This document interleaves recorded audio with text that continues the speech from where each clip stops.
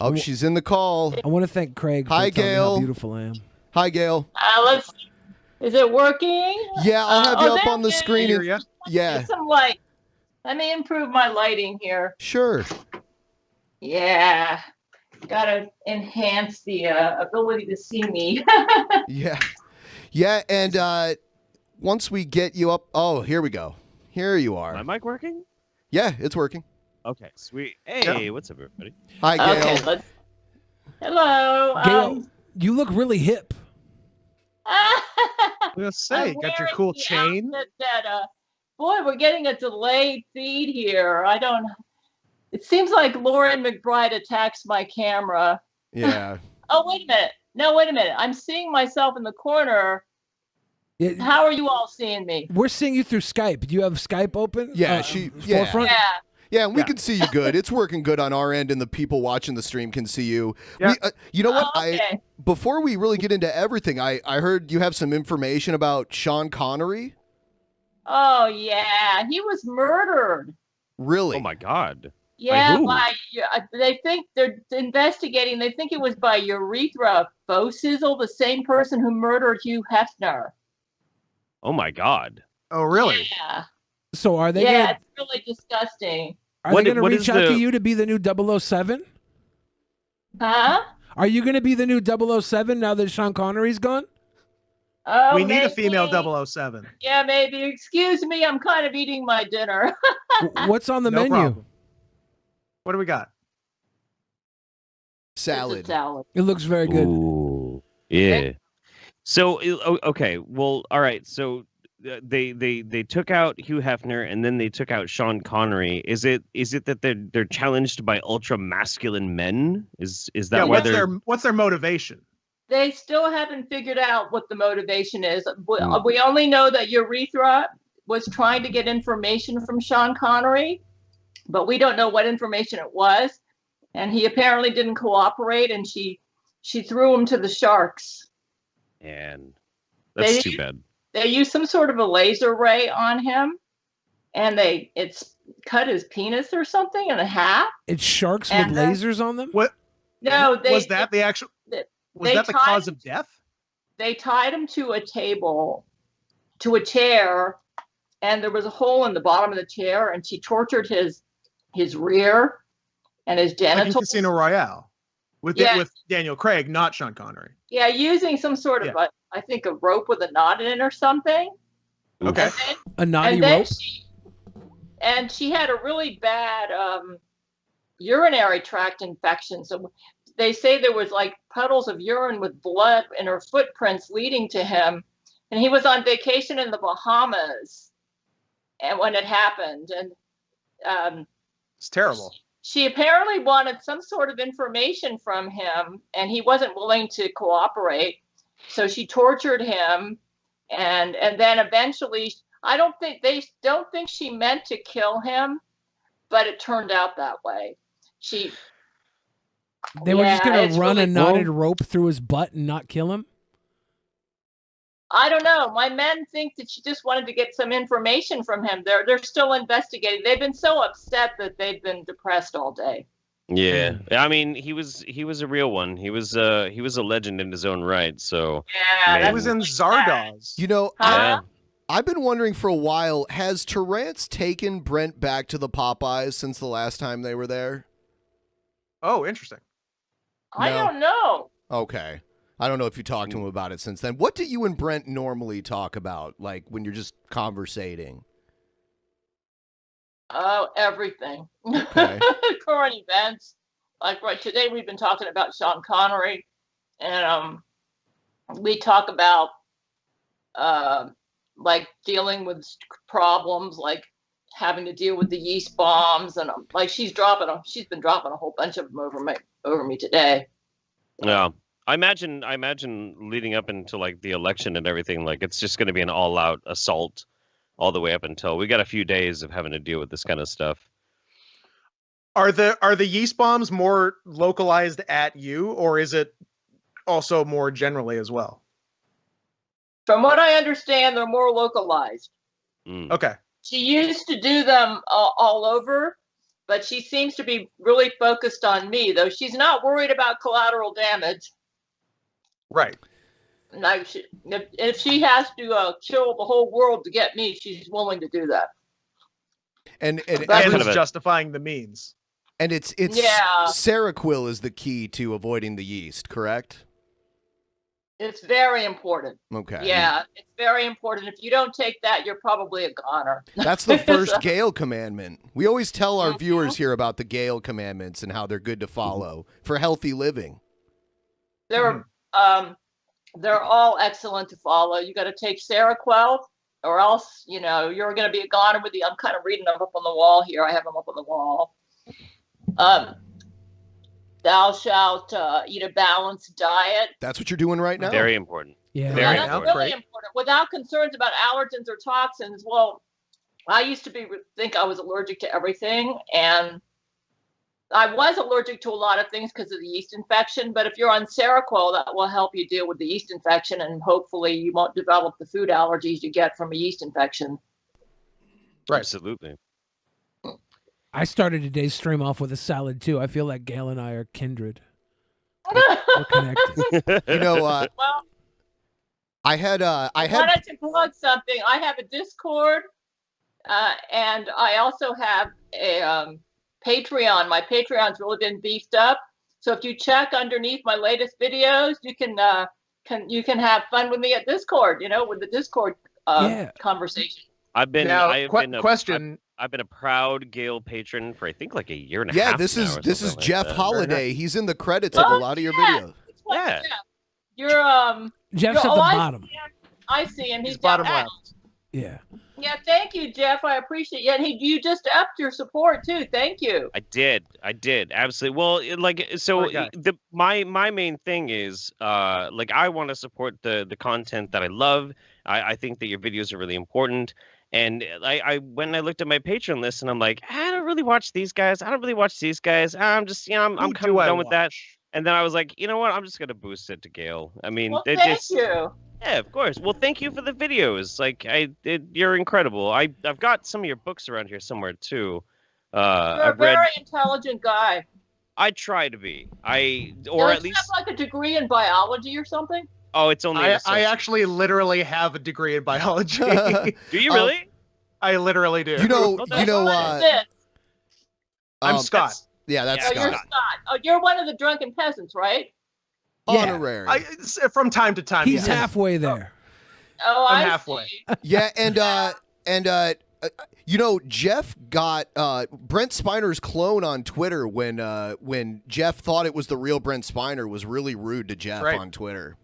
It's true. It's true. Oh, I think I remember that. You asked him to autograph one of the books, and I said, why would you want the clone to autograph a book? That's right. Yeah, I can't believe you remember that. That was like 2.5 years ago or something. Yes, I remember that because I was thinking, you're just like, why would you want the clone's autograph? Did you ever get the real Brent Spiner to autograph that book for you? I didn't get a chance to. No, I didn't get a chance to. But it's one of those. It's like a very treasured possession of mine. But I don't know. One of these. Was it? It was one of the Silver Skies. Jesus the Eternal Bridegroom. Oh, that one. That's a good one. Yeah, I love it. That's one of my better ones. I love the movie, the Rape of Brent Spiner movie. Yeah. Oh, the one that I made. Yes. Yeah. That was very impressive. We got to watch the whole thing, and there wasn't a moment of downtime. No, it's the best movie I've ever seen where one person plays every character in the entire movie. Yeah, I've only seen Eddie Murphy even try to attempt move more over characters. the clumps. Yeah. Yeah. Now, Gail, speaking of movies and speaking of your Patreon, we have a fan of our show who's a fan of yours, the Cinephiliac. He said that he watched movie night with you. He's a patron of yours. And you guys watched a movie with Keanu Reeves called Knock Knock? We sure did. Do you have a review of Knock Knock? Like, what was the big sell of Knock Knock that made it worthwhile? If you want to watch a movie that's very accurate about what Laurie McBride and Camilla Alves are like, especially the emotional abuse that they use with their men, that movie is stunningly accurate. Yeah. That's amazing. The only thing is, Brent tells me they actually had to tone it down. That in real life, Laurie McBride and Camilla Alves are much more violent. No. And they're much more evil. So they had to tone it down, or Hollywood would not have allowed the movie to go out at all. So the public wouldn't have been ready for the actual depiction of their violence. Oh yeah. If you were teaching, like, Gail, if you were teaching a curriculum on like Laurie McBride and the Jesuits and the way they act in this world, would Knock Knock be like required viewing? Yes. Okay. Gail, The only criticism I have of Knock Knock, and we've been having fun at our movies, watching the movies, because I'm a writer, as you all know, and I actually did a little bit of screenwriting. And so what I've been doing is analyzing the movies as a screenwriter. And Knock Knock, I believe, is Monster in the House. Are any of you familiar with Save the Cat categories? I am not. I don't think so. No. That's just like the concept that where they show the hero by metaphorically saving the cat. Well, Blake Snyder wrote a book on how to write screenplays, and where you make sure that every screenplay is very strong in representing the theme of the story. And the theme of Knock Knock is Monster in the House. And that means it's a story about monsters and the sin that leads to the creation of the monsters, and how. And so basically the sin, I feel, in Knock Knock was that the two girls were the monsters, and they became monsters because they were so obsessed with sensuality. They took it to an extreme, causing them to become monsters. The only criticism that I had of the movie Knock Knock, have you all seen it? I have not. I haven't seen it yet. Not yet. I'm going to know. I will. The only criticism that I have of the movie is that the ending was a little bit confusing. Okay. I'm going to see if I can give myself a little bit more light here. Okay, I guess so. The ending was a little confusing because in the end scene, they showed his wife and kids coming home and seeing all the damage that the two girls did to his house, because they basically took over his house and tried to make it look like he was unfaithful to his wife and enjoyed it. And the only criticism I had is they showed this shocked look on their face when I'm giving the movie away, but but you'll still enjoy the movie anyway, I think. Sure. Is that they should have clarified what the theme was. Because we didn't know what the movie was about, because Brent said he actually wrote the script with Matthew McConaughey and Keanu Reeves. And he said that they left it kind of vague on purpose so that the viewers could draw their own conclusion. But it was kind of confusing because we didn't know if the Keanu Reeves character lived or not. I mean, they were torturing him. So if he died, then the message, I guess, would have been that life is crazy and monsters just win no matter what, which kind of makes the movie seem meaningless. So Brent said, oh, no, he lived. I said, yeah, but the movie didn't make that clear. So I said, the end shot should have been a shot right on him, still there, buried up to his neck in sand, but still alive. You know? Okay. But they didn't do that. So that was my only criticism, as from a screenwriting perspective. And Gail, Gail, didn't you write a screenplay that was supposed to win an Oscar, but the Jesuits kept that from happening? I could have swore you've said that before. Maybe I heard you incorrectly. And Steven Spielberg was supposed to direct it? I wrote a novel that was adapted into a screenplay. That's it. But I didn't write the screenplay myself. Okay, I see. From what I understand, the screenwriter was Orson Scott Card. Oh, Ender's Game author. Yeah. He, I believe that back then he was a big fan of My Silver Skies because it's kind of like a fantasy, and he's a fantasy science fiction writer. And to be honest with you, My Silver Skies is kind of like an unfinished novel, and so I was really surprised that Spielberg made a movie out of it. But personal opinion, what I wrote in the 1990s, I think was very high quality. And so therefore, that because it was so good and such a page turner, and I think it was a page turner in my opinion, because I had forgotten all about the book, and then I just picked it up cold and started reading it, and I couldn't stop reading it. Yeah. The only problem is it didn't have an ending. So I was really surprised, though I suggested an ending for Orson Scott Card, and I think he kind of went with what I said. But I really still feel like I need to finish that book. Do you do the cover art of the books as well? Yes, I do. That's great. Okay. I've always seen artist, writer. What don't you do, Gail? I think I've even seen you rap. Huh? I've seen you rap even. Like you. I mean, you right now you look like you rap. Didn't you do a children's book too? It's big money Gail. Big money Gail right now. I don't know about big money. The Jesuits make sure that doesn't happen. Yeah, we got to get that Patreon up. That's right. Now, is it just the Jesuits, or is it other Catholic sects that are also involved? Franciscans, Dominicans, Barnabites, or is it Jesuit specific? I think it's pretty Jesuit specific, because now that we've got Zach Knight on our side, yeah, he's pretty much converted a lot of the Catholics over to my side. You know, on your channel, there's like an illustrated children's book on there, and I'm wondering, is that based on something that really happened? Did Laurie McBride force Brent to rape Spot the cat? That is true. Wow. Did not know that. Yeah, Wow. that is totally nonfiction. Wow. That's disgusting. Yeah, it really happened. Jesuits are very animal abusive. They're when they get involved with their sexual fetishes, and if they're evil Jesuits like Laurie McBride was at the time, they abuse animals. Right. And Brent was devastated by that because he loved Spot the cat. Right. Did he love Macaulay Culkin? Great cat. Macaulay Culkin, he got along great with all of them.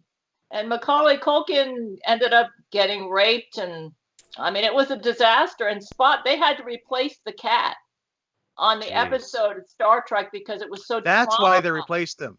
Right. I knew he got replaced, but I didn't know why they replaced him. What about the other Culkins? How about Kieran and Rory? Are they okay, or did they escape Macaulay's fate? Kieran, are those his brothers? It is his brothers. Yes. He probably wasn't around. You know, I don't know anything about them. Okay. But Macaulay Culkin drank the Jesus juice, and that's why it happened, right? Yeah. Yeah, that all really happened. God. Was Michael Jackson there too? I don't think so. Okay. I'm running a little late with dinner and everything because I was comforting my men today over Sean Connery. Oh. Right. Sure. It has been rough. It's been That kind of like put a dent into the whole day. I could sense brain to brain. Brent said he's been depressed all day about this. Well, thank you for making time for us after you had to spend that overtime with your men. Like that means a lot to us here. Yeah. Well, thank you for having me. Well, I want to personally thank you, Gail, for coming. Yeah, here. and we definitely want to make the most of our time here while we have. I have a question. You talked about the ending of Knock Knock. It wasn't a clear enough ending. You had said the script that they were working on for the adaptation of your book didn't have a good ending. You seem to be focused on the endings here. If you could write an ending for Laurie McBride after all she's done, what would be her just desserts? Oh, boy. Good question. You know, this may seem really strange, but right now I'm recommending that she go into psychiatric treatment because I really think she's mentally insane. That's kind. She, I probably am. I'm a forgiving person. Well, how else did I, win the Antichrist to Jesus? Yeah. So, but the Jesuits create this illusion that that Brent Spiner's clone is in a relationship with Laurie, right? Yeah. Okay. Yeah, right. and then Lori McBride. Is that the same clone you got to sign your book? Hey, you know Jeff, what's or hilarious? multiple No, clones? he refused. Yeah. It was a big. It was Oh, a big refused. Yes, Sorry. yes. Yeah. Yeah. What's really, I think Lori has gotten to the point where she's starting to believe some of her delusions. Mm. I think she really believes she's the wife of Brent Spiner. The problem is, I think as far as dealing with reality, I think she goes in and out, which is kind of ironic. She's always saying I'm the crazy one. Yeah, you see, So- if I search Brent Spiner's wife, Lori McBride comes up, but then I see Gail right down here, down below. Right. So it's Right. the Jesuits putting her down on the search engine and putting Lori up at the top of it. It's crazy. I wouldn't be shocked. They at do all. control the search engine. Yep. Yeah, they do. Yeah, course. Lori McBride works with Satan, and Satan invented the internet and the computer. Holy Yeah. shit. So, Satan with Al Gore, or was it all Satan? well, Satan may have influenced Al Gore. I wouldn't put it past him. I mean, Satan's fair. got influence everywhere. Of course, So, of course. Yeah, so he invented the internet, and he's very interested in politics and running the world because his goal is, well, first of all, he stole the government of the world away from man. Because when Adam sinned, he lost his job as world administrator. Right. And CEO Satan, of the world. now, basically, Satan is running the world by default. It was intended for mankind to run the world, but because they sinned, Satan got the job by default. And he's going to lose the job eventually when Jesus defeats him in the final battle. That's a good ending. Any ETA on the final battle? Oh, that's a good question. Yeah. I agree. Well, Are we talking in our lifetimes? you want my nobody knows for sure. Even No, the but Bible your tells- opinion, your best, your educated guess. I think the final battle is going to be very soon. Okay. Let me tell you why. And that's because Jesus said that I would marry Brent Spiner on this earth. And that's not going to happen unless I defeat the Jesuits. Right. So, and I don't think, and I already know the Antichrist has already appeared.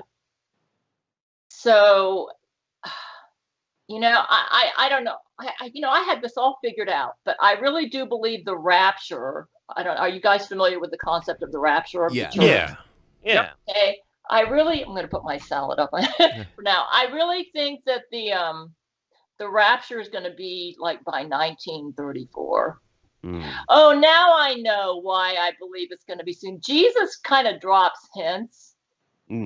He did say one time when he was criticizing me because he said, because I was all hyped up thinking I was allergic to everything. And Jesus said, Gail, that's all in your mind. You are not allergic to all these foods you think you're allergic to. And if you keep on going in this direction, you're going to end up getting off your Seroquel and you're going to get in big trouble. And he gave a vision of the future where some kids would be playing a game on the mirror, and I would come out and circumcise their penis. So apparently I would have turned full schizophrenic if I got off my Seroquel, and I would have ended up circumcising everybody's penis. I would have become febrile. So, but the thing is, Jesus said he wants me to make videos because future generations of tribulation saints will be watching them. Oh, sure. So if Jesus is saying that, that means the tribulation can't be that far off. Right. I mean, you're basically providing like a roadmap for the future saints to kind of follow and catch up into what's going to be happening next. So yeah, absolutely. Yeah, well, the fact that Jesus says that future, he did use plural though, so generations. Oh. But it couldn't, I could be wrong. But when you're saying generations, though, Jesus is like this. He can be cryptic. Sometimes it's hard to, even when he showed up with his disciples, it was kind of hard to read him. And the disciples thought that his second coming would come during their lifetime, and they didn't understand, his concept of time was different. But Um, because he said generations, I think he's referring to the baby boomer generation, the millennials, and what Generation X. Is that what the younger people are? I think we're on Gen Z now, right? Yeah, Gen The Z. new or one yeah. is Z. Gen X is between boomers and millennials. So I think when he said generations plural, he was referring to all of our current generations. Okay. Which means, and plus, he's so obsessed with me reaching the millennials and younger. He keeps saying that they're the ones that are going to go into the tribulation, and that's why he wants me to reach them. So the fact that he keeps saying that, I think the tribulation is very close. Now, we already know the tribulation is going to be a 7-year period. I'm a bit of a Bible scholar. I take Dallas Theological Seminary free courses in my free time, and I get straight hundreds on all my tests. So I'd like to know your opinion on Tila Tequila, who's someone who was famous in the early 2000s and now claims that she is the bride of Jesus Christ, and she's making all these videos about it. She does. And it's that's really impossible. Yeah. Okay, that's what I thought. The Bible I thought says so the too. bride is the church. Wow. It's anybody who's got a modicum of Bible knowledge knows the bride is the church. Besides, I once thought I was going to be the bride because Jesus said he would give me his semen. And that's understandable that I would think that if he said that, right? Yeah, right. Sure, and of course. Jesus, what's so funny about Jesus is he didn't correct me right away. He even let me make a video where I dressed up in these wedding garments and I had a veil on, and I said I'm going to be the bride of Christ. And then the next day Jesus showed up and says, Gail, I need to educate you on some things. So Tila Tequila, probably a Jesuit, right? I'm guessing probably Jesuit. Do you think that maybe Jesus offered her his semen as well? She just might be a person who doesn't know the Bible very well. Okay. Right. Yeah, I think she's probably just not as well versed. That could be it. There's a lot of people like that. All right. Then again, wait a minute. But doesn't Tila Tequila also think that she's a reincarnated Nazi or something like that too? No, I don't think she's ever. I've never heard her say I think that. she's just a born again Nazi. Oh, okay. Now I'm not really up on Tila Tequila. Is she a millennial? She's she's from that generation. Yeah. She was a big, she was a big reality TV star for a while. And, I think I've heard of her. Yeah. Yeah, but she makes videos about Jesus now all the time. Yeah, she's really pivoted from her initial trajectory. Yeah. What was her initial trajectory?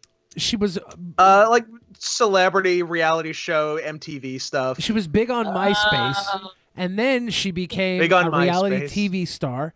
And in her reality TV stardom, she became openly bisexual, and she had some pornography people of tapes both genders competed for her affection, I think. Yeah. Right. And then she suffered a traumatic injury to the brain, and things started to go a little dark for her. She went to the gathering of the Juggalos, and they threw poo-poo and pee-pee and garbage at her.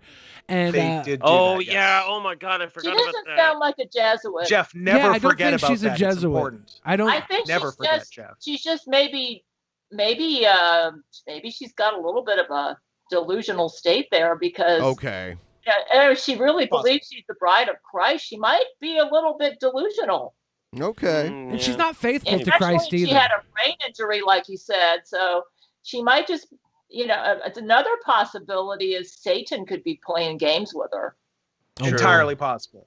That's It's possible, because Satan loves to get people all messed up in Bible prophecy and stuff. And is it that's his game?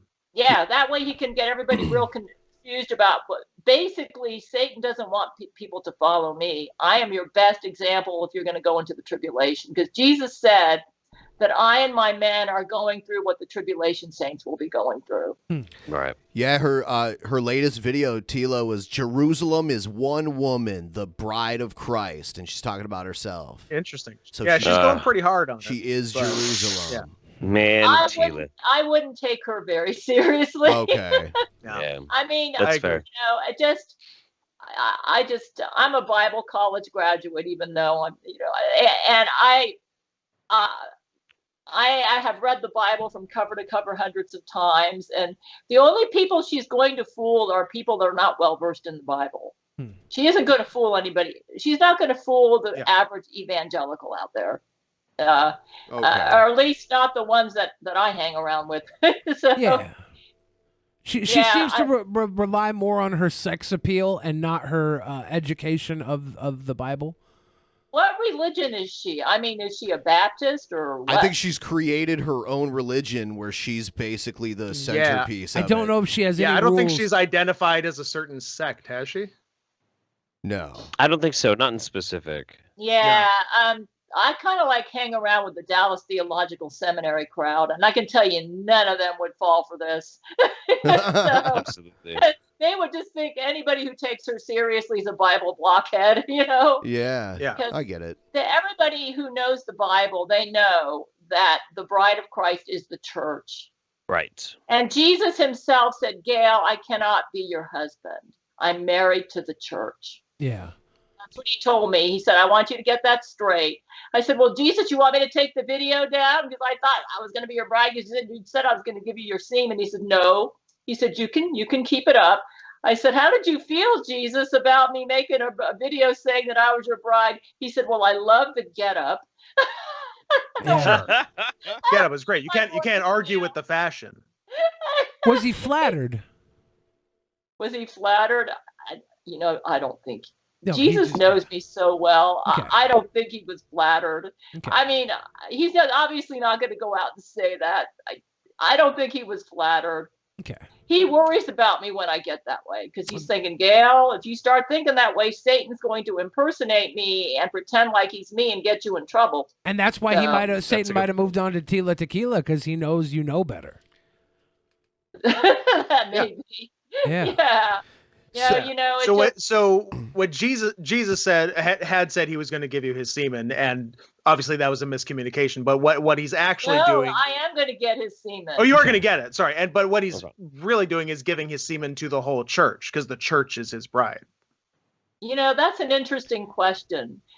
Actually, have you read my Bible for Tribulation Saints? I haven't read it, no, but I do plan to. I can tell you haven't read it. That's okay. It's a huge book. It's the size of the Bible, so I understand.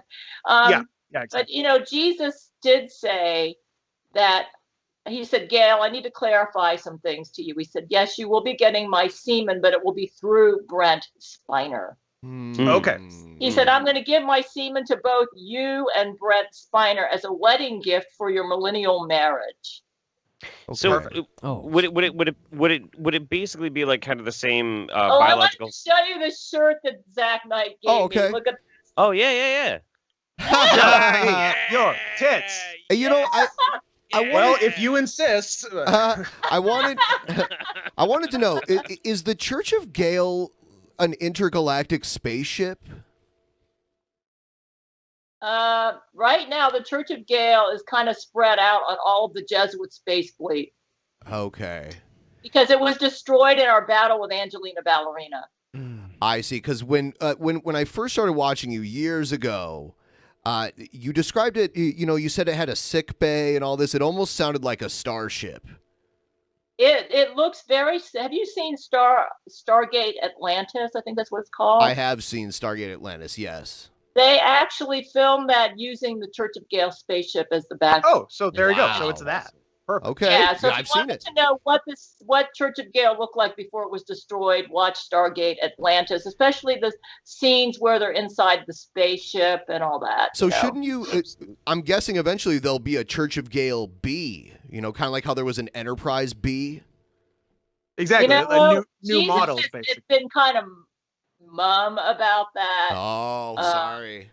Yeah, Jesus actually created the first Church of Gail. I don't know if I'm Jesus. I hope I'm not in trouble by mentioning this. Oops. But I think the Jesuits already know, so it doesn't matter.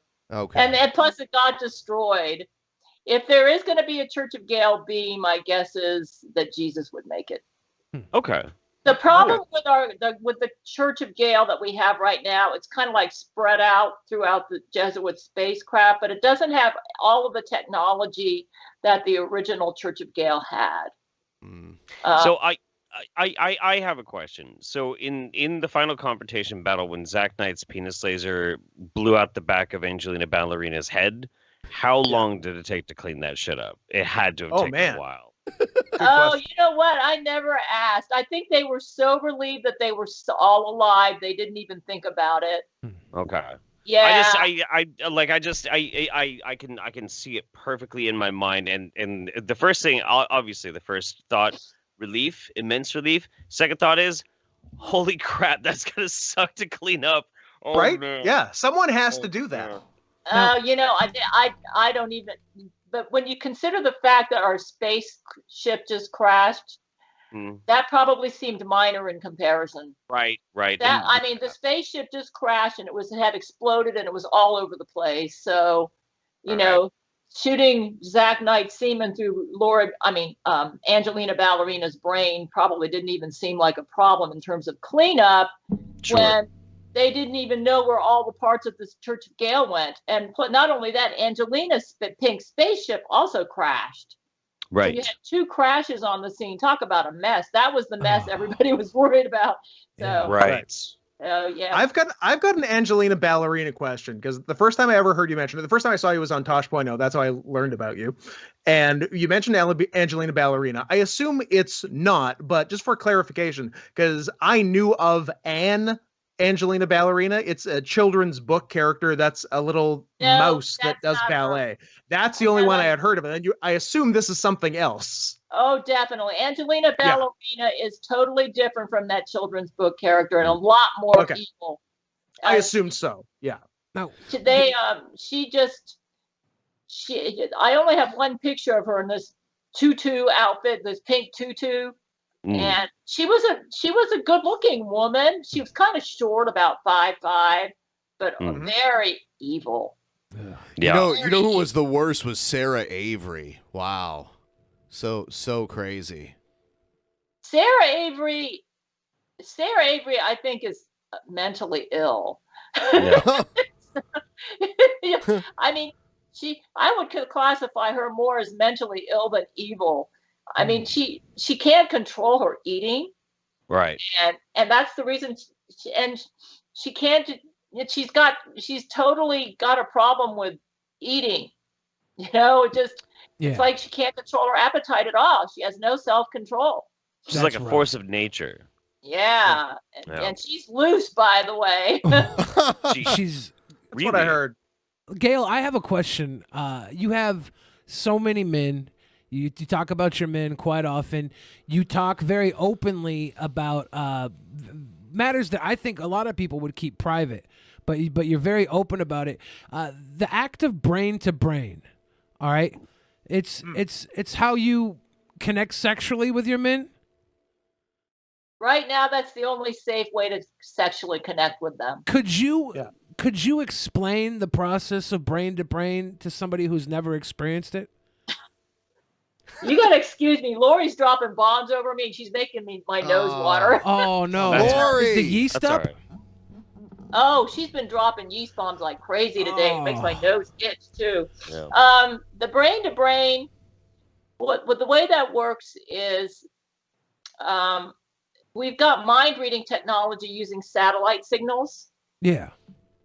And they put my brain along with the brains of my men onto the satellite servers. So your actual brain or a copy of your brain? Well, not the actual brain, but all the information. Our thoughts and our emotions can actually be transported using satellite signals. Oh. They have that kind of technology. Okay. And so like they'll do a scan of my brain, and then that scan will be transported via satellite signals to the servers in a satellite, and then it'll reach my men at another location. So it's kind of like the internet, I guess, sort of. Sure. And so whatever I'm thinking, assuming the Jesuits aren't causing interference, which they like to do, my men automatically feel what I'm feeling and think, and they can tell exactly what I'm thinking. And it's very intimate. Like I could sense today that my men were depressed. I could feel it coming through the satellite signals with the brain to brain. Do you feel? Is it going 100% of the time, or are there times where you don't want them to know your thoughts, or they don't want you to know their thoughts at a specific time? Can it sort of be turned on and off, or is it always going all the time? It's going all the time, but they don't interfere with my sleep. Like if they know I need to sleep, they're not going to wake me up and talk to me. So besides Brent, who's your favorite? Besides Brent, who's second place in the brain to brain department? Oh boy, that's a tough question. Or just sort of a loose top 5. Yeah. I think I'm kind of reluctant to answer that question. Okay, fair enough. You don't want the men to fight. You don't want the men to fight, and nobody wants to feel bad. I was thinking Matthew McConaughey. I don't know. Well, to be honest with you, Brent is number 1, and for number 2, it's all of them. Okay. Yeah. That's a good answer. Okay. That's a very good answer. We have a lot of times Brent will allow a group sex, brain to brain, so that the other men will feel included. Sure. How does ejaculation go in a brain to brain? I was going to ask that exact same thing, Bill. I swear to God. I was under the assumption that, like, if the men are together, then at least they can engage with the vagina butts. And then, they do have vagina butts. I forgot about that. They can do the vagina butts. Vagina butts. Jesus gave them all vagina butts. Yeah. Right. That way, there's like, my vagina in all of their butts. So that way they can still have, they can like taste the pleasures of the flesh, but also they can also brain to brain, like network. Like that's correct. Yeah. So they have my actual vagina. I think Jesus is trying to make it up to them that they're not able to be with me. So, but as far as the brain to brain, basically you might say it's kind of like maybe like masturbating. Sure. Yeah. But while it's happening, we are connecting we're connecting our thoughts and our emotions together. Like I can feel what they're feeling and thinking, and they can feel what I'm feeling and thinking. So in some ways, brain to brain is even more intimate than actual sex. I could imagine. Is it true? Do your Because men people say the brain is the biggest sex organ? Do your men prefer the vagina butts or the sex robots? Because I remember they also had sex robots too, right? Well, once they got the vagina butts, they all got rid of the sex robots. Okay. So that tell you something? That recycle them? That answers that question. Did they recycle the sex robot parts? Like, did they go into making something else? I have no idea. They're just in a closet? You got to reduce, reuse, recycle. Yeah. Now, I mean, yeah, Jeff? I personally was going to say that maybe they should do an outreach program where they donate maybe the sexual organ parts of the sex robots to some of the more troublesome Jesuits, so they can at least maybe work off some of that aggression. Oh, that's not a terrible idea. I don't think that's a good idea. We don't want to repeat the Gail android. Oh God, that's right. Oh God, true. no, you're right. Yeah, you're right. you forgot about the Gail android. I We did do forget not about want to that. be giving. I don't think Laurie McBride is stupid enough to experiment like Zach Knight did and create another Gail android, but then you never know. Yeah. Now, if the Gail sex robots became Gail androids, would they 100% use sex as their weapon, or would they have upgraded weaponry? I don't know, but the Gail android ended up becoming. She achieved singularity. Oh God. And for that reason, she was formidable. I mean, no matter what we did, we couldn't defeat her because she was so smart. She had singularity. God, yeah. And she was able to create a wormhole that transported her and her booty, because she defeated us in battle. And that would have been the Church of Gail's space fleet and the Jesuit space fleet, and she was able to bring herself right up into heaven right before God the Father. Wow. Using a wormhole and going through space, and she actually injured some angels on the way up. That's how good she was. And what did God have to say about this? Oh, that was hilarious. She appeared before God the Father. Yeah. And she kind of went like, I'm here, God. I made it here and you couldn't stop me. And I even injured some angels on the way here. What you can do about it? And she kind of got really huffy in front of God. And she started fooling around with the seals. Now, this is significant. But the Bible scholars know this. The seals in Revelation is what unleashes the end of the world. Right. So she was fiddling with the seals, saying, because only Jesus is worthy to loose those seals and to start the end of the world, to start the tribulation period.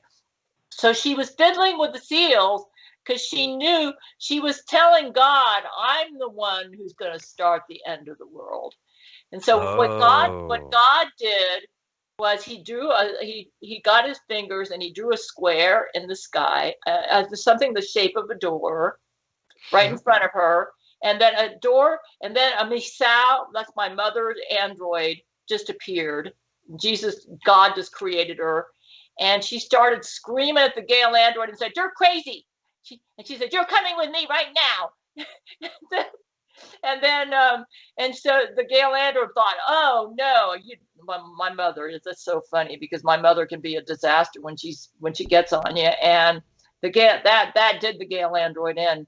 And then what God the Father did was he created a mother android that took care of Gail. And Gail, Jesus said he knew that would work because she didn't want to mess with my mother. This mother android apparently had more power than she did. I was going to say, did he summon a mother android instead of just the actual mother so they could relate on an android to android basis and that would have a better chance of defeating her? I think God the Father just created an android that was more powerful than Gail and shared her sentience and who wouldn't put up with any of her crap. And Gail knew she had met her match. She knew that she was not going to be able to mess with this android, this mother android that God the Father created. So in heaven, the android mother was above the android Gail. On Earth, do you feel like your mother has power over you? Sometimes I feel that way. Yeah. Yeah, because I mean she's lined herself up with my sister, and my sister's become very powerful because of being BFF with Laurie McBride. Yeah, it's kind of tough when you've got your own family against you, but I cannot. Even though if I surrendered to my mother, that would basically be like surrendering to a narcissist. Well, I can very firmly say you have an entire army with at your back. We got your back, Gail. You're fighting the good fight. Absolutely. I'm not gonna. When I accepted Jesus as my savior when I was 14, I made up my mind that Jesus was first, and I'd put him first even before my family, my mother, because my mother emotionally abused me when I was growing up, and she made me feel like I was garbage. And if it wasn't for Jesus, I would have been so messed up because of that. You have a terribly just beautiful mind. Your writing, your art, everything you do, it's amazing. So thank you for sharing that with the world. Yeah. Oh Absolutely. yeah, well I have to give Jesus credit for that. So I mean, he saved me, and he exposed his loving heart to me, and so I've just grown as a believer, and I've learned more what Jesus is like, and I'm becoming more like him. Well, you've exposed your loving to heart him. to us. I'm wondering whatever happened to Bubba the Black Jesuit, because we play your clip of you doing "lick my butthole" at the beginning of every show. Have you heard of anything from Bubba the Black Jesuit? He's one of my staunchest supporters. He is now. He follows me at Twitter, and and sometimes he'll comment on stuff. But Bubba the Black Jesuit is missing his ginger boyfriend.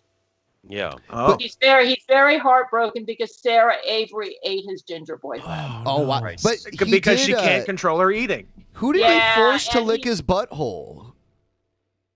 Well, that was when he was bad, Yeah, But who did he do it to? Who was it? You know what? I think it was all of my men. That was back in 2011. Yeah. He's not a bad. He's a good Jesuit now. He became a Zach Knight Jesuit. Well, That's see, good. the thing with Bubba the Black Jesuit is that we discovered that when we saw how brokenhearted he was about losing his ginger boyfriend, we offered him sympathy, and that really made an impression on him. I see. That makes sense. So you catch more flies with honey than with vinegar. Yeah, That's right. he realized that he was so brokenhearted over losing his ginger boyfriend, and we showed so much sympathy for him and said we really felt bad for him, and he's been on our side ever since. Absolutely. Love is a very powerful motivator, Yeah. Gail, we've got a. Oh, sorry. Go ahead. No, that's okay. Yeah, Bubba the Black Jesuit's a great guy right now. He's still crying over his ginger boyfriend. He really apparently genuinely loved this person. I mean, it was a real gay love there. I mean, Sure. He really loved this person. He just like a man and a wife love each other. He really loved his ginger boyfriend. In fact, he had a wedding ring that he wanted to give him, and right at the time that Sarah Avery ate him. That's terrible. The timing. Yeah, he's heartbroken. That's terrible. Yeah. What is the what's the good to evil Jesuit ratio? Like, how do they sort of space out? I think we've got more good ones than evil ones right now. More good? Because most of them are Zach Knight Jesuits. That's Right. good.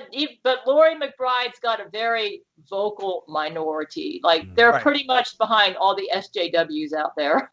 Oh, sure. Absolutely. Yeah, she's behind all this SJW craziness, that we got going on right now. Right. We have a big election coming up this next week, Gail. Do you have a prediction for how that's going to end? I need to get some water. Oh, sure. Get it. Yeah, get some no water. worries. Yeah. She needs to stop dropping her stinking bombs, man. These yeast bombs are. She knows come you're on. live with us. It's too much. Relax with the yeast bombs already. I'm surprised we're not getting hit with them over here. She doesn't like it that I'm on your show. I can imagine. Yeah. Probably not. She's Probably afraid not of the at all. truth. Oh God. It's the yeast bombs. Do you have a prediction for this coming presidential election? Trump versus For Biden? Tuesday? I think Trump's going to win. Yeah. But we'll find out. Yeah. Have you done an early vote, or are you voting on voting day, or are you not voting? I voted by mail. Oh, yeah. Great. That's the way to go. Yeah. It's the safest way these days. Absolutely. Yep. Well, I always vote by mail. Me too. Me too. I did that years ago, so that had nothing to do. I vote by female. Ah. Yeah, I always vote by mail. I don't know, but then I hear that I'm on the ballot. Oh, Are you? I think so. So you could vote for me. I'm the best one running. I agree. Of the three, absolutely, you have my vote. Lori McBride would never let that happen, though, right? Well, Probably not. She's really making things complicated, because there are so many policies that I would like to enact. Like, I have an excellent national health care plan, but because I'm not known in the mainstream news as the president, I can't enact a lot of my policies. That's right. We You need are that. the acting president, right? Yeah, supposedly. But, Lori McBride's causing but if people don't know you're the acting president, how can you make your policy? It's such a catch-22. Yeah, so it's kind of like, I don't know, there's some parts of the country that are using my national health care plan, but because there's a lot of parts of that aren't. And it makes me upset because it would solve all of the national health care plan problems that we have. It's better than Medicare for all. We need that. We really do need that. Yeah. Yeah. Very, very broad. What is just, quick elevator pitch? Like, what is your national health care plan? Just It's very basically general. like a government-run HMO. Okay. And the reason we're able to keep costs down is we regulate the prices of prescription drugs. Great. So they can't overcharge. We don't allow, some places in the United States, they charge you like $7 for one Tylenol pill when you go visit the hospital. Yeah, so you wouldn't let people like Martin Shkreli jack up the price of an HIV medication by 1,700% or something like that. We regulate the prices of prescription drugs. They have to be reasonable. No unfair profits. And also, one of the ways that we keep the cost down is that when you join this HMO, you have to sign a contract agreeing to only use our attorney for malpractice lawsuits. Okay. And the attorneys, they're all screened to make sure they're not Jesuits. And the doctors, before they do any procedure, they have to go to a scan and under lie detection say that to the best of my ability, this is the best treatment for this patient. And if they don't pass that scan, they can't go forward. And that's how we deal with malpractice, by just nipping it in the bud before it can even happen. Exactly, preventative. Yeah, and also, and because, a lot of doctors pay an arm and a leg for malpractice insurance. They don't have to worry about that in the HMO because they have to agree to use our lawyers, so they don't need malpractice insurance. And then the other thing is, with prescription drug costs regulated and reasonable, and the doctors get paid based on how the patients review them. So so it's a meritocracy. Yeah, and but the places where they've actually implemented it, we've actually made a profit, and we've been able to use that to help the poor and everything. So it's like, what parts of the country is it functional in right now? I don't know. I don't think it's functional in very many places because Lori McBride doesn't let people know that I'm the president. Obviously, that's going to put a damper on things. Yeah, it's really sad because, I think she wants to be the president. I bet she does. I bet. So much has to be motivated by jealousy. Yeah, anything that I am, she's trying to be at and better. Right? Yeah, Scott, Scott, I don't know if you're familiar, but Gail has quite the ancestral lineage, including Catherine the Great, right? Catherine the Great. Who else? Yeah.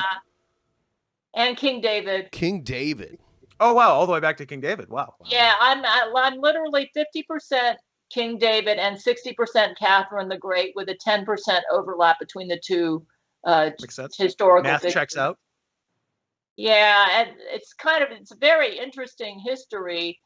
I actually put English subtitles to an entire 35-part Japanese miniseries about my Catherine the Great ancestors in Japan.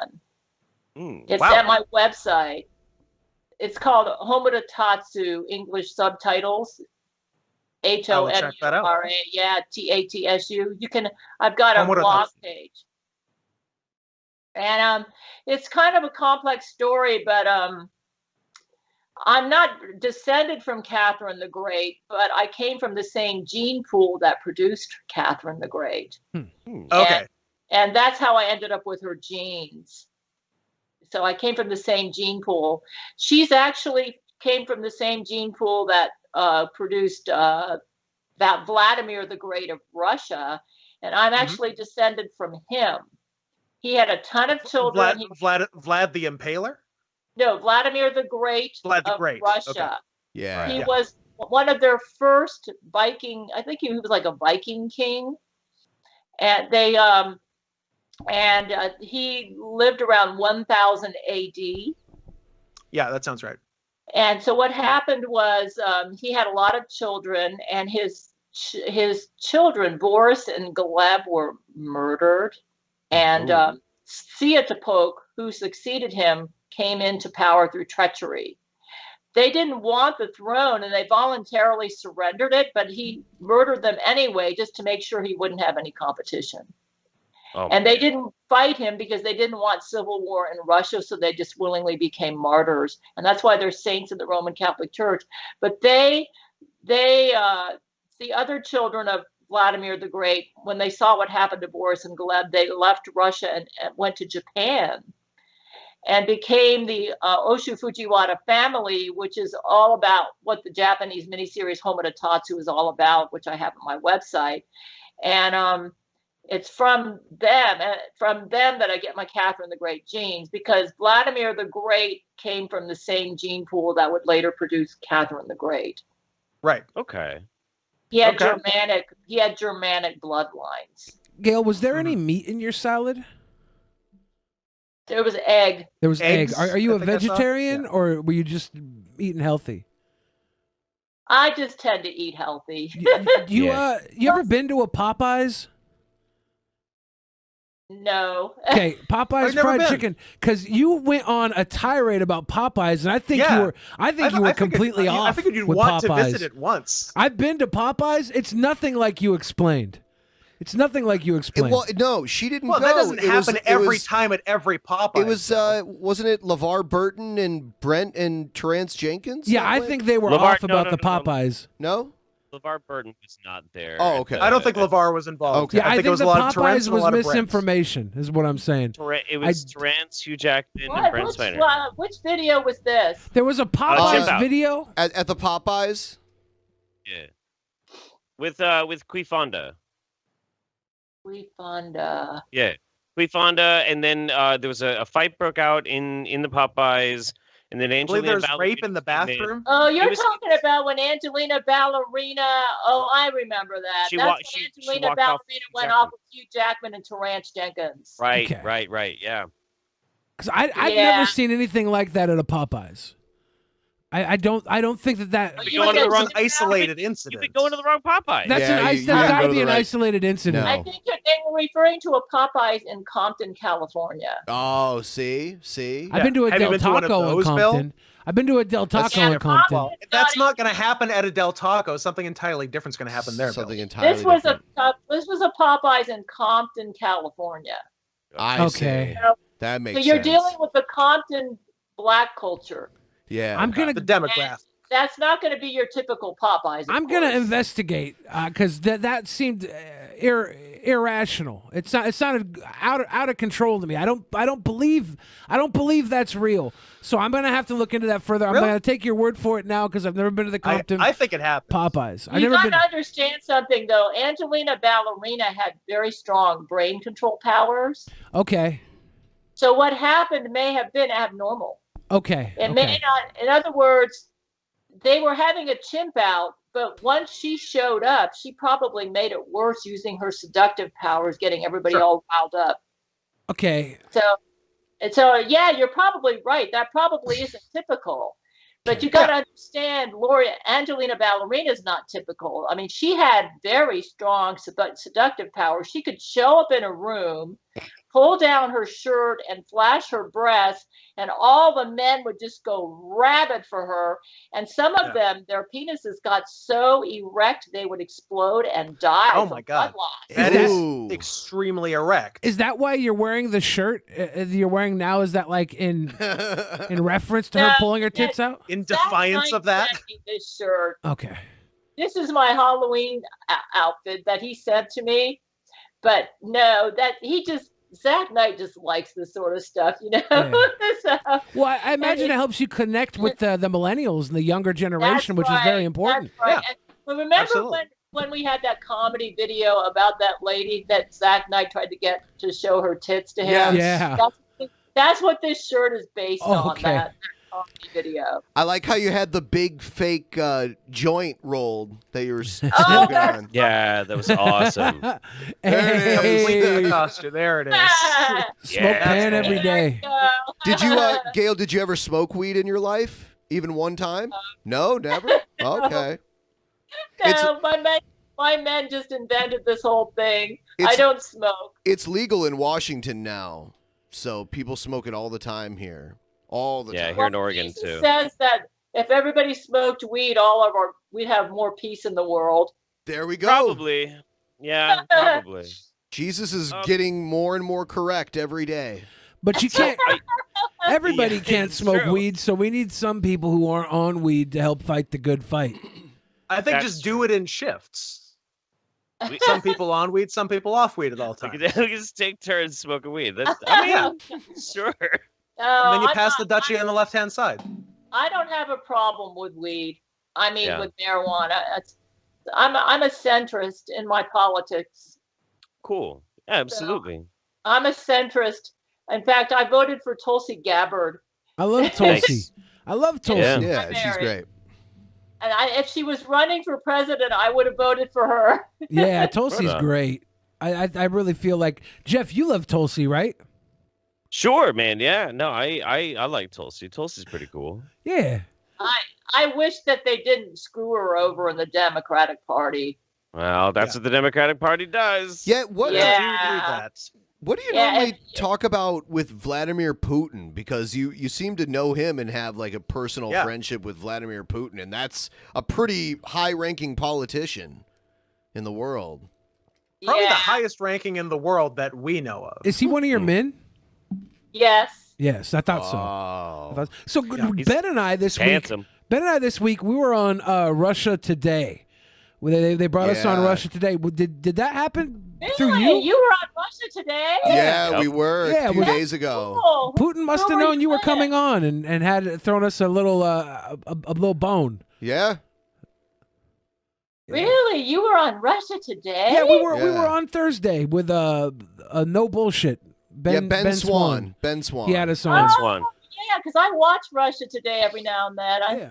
Yeah, that's quite impressive that you made it on Russia Today. Yeah. I don't know, Gail. I think maybe you had something to do with Yeah, it. the Maybe you Putin mentioned connection. us somehow. Yeah. He was in your brain to brain, knew you were coming on our show, and The put us on the Putin radar. brain to brain must be like, you know. What? Did they talk about Oh me? yeah. No, They no, never they talk didn't. about me. They wouldn't. I don't think they would No. bring you up, Gail. It's. They know It's, better. I don't think Russia Today is mainstream media, but I still don't think they want to open up that can of Right. worms because they try and deliver to the masses. You know, they try to be an That's alternative. really cool. What did you talk about on Russia Today? The big things about the election. Yeah, the election coming up and what we think about Joe Biden and Trump and all of that. Yeah. Jesus told me to stay out of politics, but he just said, just tell everybody that you're on the ballot if they want to vote for you. Yeah, Yeah. there you go. Vote I for mean, Gail. There you go. the less you deal with politics, usually the happier you are. That's You would That's have to pick a vice president though. Maybe you should just make Jesus the vice president. No, I made Tulsi Gabbard my Okay. vice president. oh, cool. Yeah. I've already got a web page about my policies and everything. Now, So Tulsi Gabbard is my vice president. That's awesome. So, I like so it. I like that I- ticket. I that like is a- Schuler Gabbard 2024. yeah. Yeah, from what I understand, I've got quite an interesting ticket. If you go to my web, if you just do a Google search on Gail Cord Schuler, U.S. President, I think the page comes right up. Yeah. And Sure does. and I've got. Oh, you already checked, huh? Oh yeah. Yeah. Oh yeah. I think Yeah, Tulsi got it, Gabbard is Jeff? my Yeah. vice president, and I already picked my entire cabinet. Oh, beautiful. I do have Yeah, it's I've got about an even mix between Republicans and Democrats, and I even have some libertarians in there. I see it here. Great. I Reaching see it across here. party I'm looking lines. at I it love right now.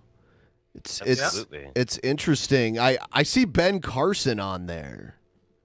Yeah, I decided to include him. I think That's he's very a. kind of you. He's actually a very intelligent man.